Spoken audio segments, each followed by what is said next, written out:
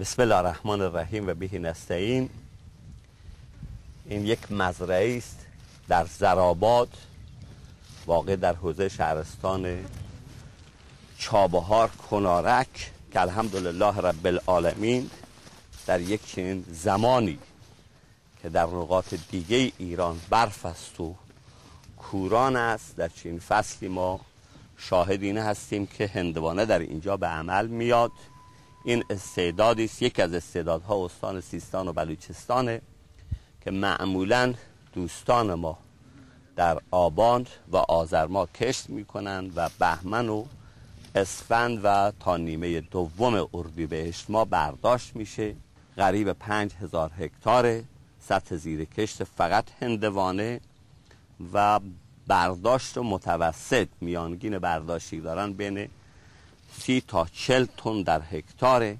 و این یکی از استعدادهای استان سیستان و بلوچستانه که الحمدلله علاوه بر مصرف داخلی در استانهای مثل فارس، اصفهان، خراسان و تهران حتی به کشورهای همسایه هم صادر می شود. البته در این زمینه باید خیلی کار بکنیم. یک مدلی است، یک نمونه است، یک نمونه کوچیک از ظرفیت هاست که انشالله با توجه بارانهای سیلاسایی که در این منطقه وجود داره کار سد و سدها شروع شده که البته قبل از انقلاب ما 5 میلیون متر مکعب آب به عنوان ذخیره در سدها نداشتیم، سدی در واقع وجود نداشت که الان 30 سد در دست اجرا و مطالعه قرار داره که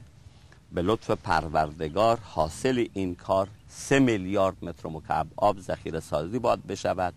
و آبیاری مدرن و کشاورزی جدید از همین برنامه ها شکل میگیره و ملازم می شود، تصور می شود که الان با توجه به کمبود آبی هم که وجود داره یک چنین استعدادی در این منطقه وجود داره. طبیعی هزاران شغل